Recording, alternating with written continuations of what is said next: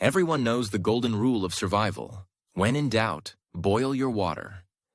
But is that rule dangerously incomplete? Because some of the deadliest things in this pond water aren't even alive, and boiling won't touch them. We're talking about a chemical cocktail of pesticides and heavy metals that simply stays in the pot after you turn off the heat. This isn't theory. We collected real contaminated pond water to put the most common survival methods to the test. We'll test boiling, a common filter, and a third method.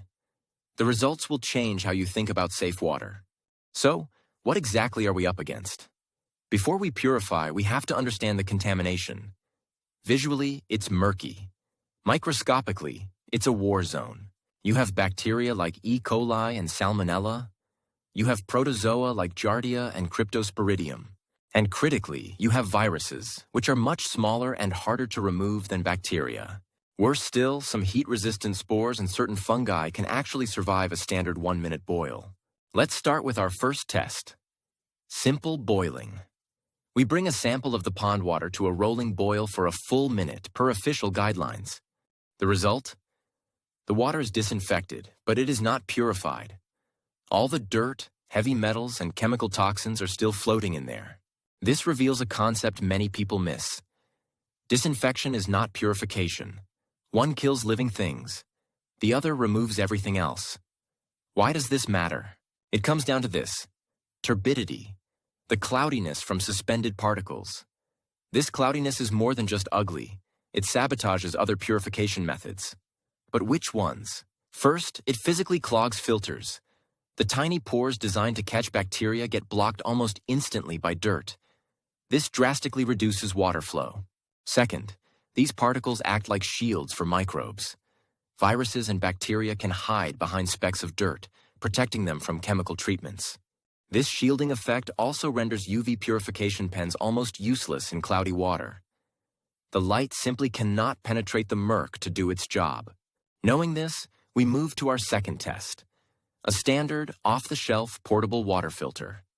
It's rated for bacteria, but how will it handle our pond water? As predicted, the turbidity is an immediate problem. The flow rate slows to a trickle after just a small amount, clogged by sediment. A disaster in an emergency. The water that does come through is clearer, but it's deceptively dangerous. Most filters of this type have pores too large to stop viruses. So let's review. Method 1, boiling, left us with sterile, toxic sludge. Method 2, filtering, left us with water full of viruses and chemicals. We failed twice. The problem is even deeper. We have to consider emerging contaminants.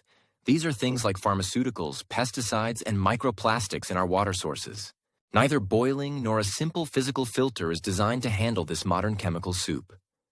Your water could be biologically safe, but chemically toxic. What about chemical tablets? They have hidden weaknesses.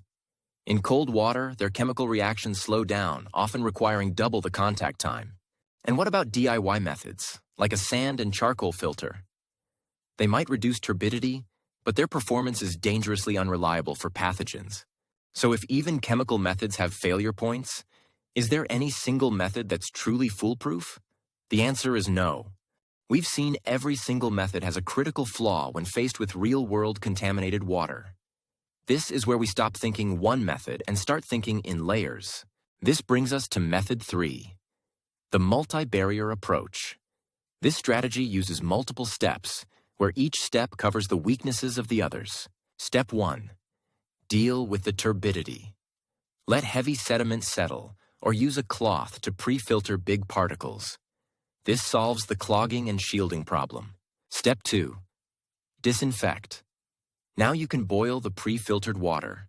This kills the vast majority of biological threats without fighting through the murkiness. Step 3. Purify. After boiling and cooling, run the water through a filter with activated carbon or use chemical treatments. This step removes the chemicals and viruses. And here is the final result. Sample 1. Boiled, murky, sterile sludge.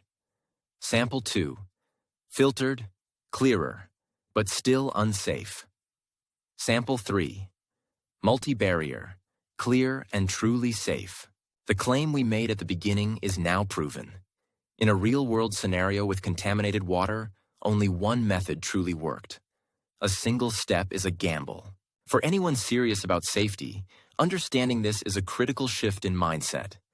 Your gear and your knowledge must account for layers of failure.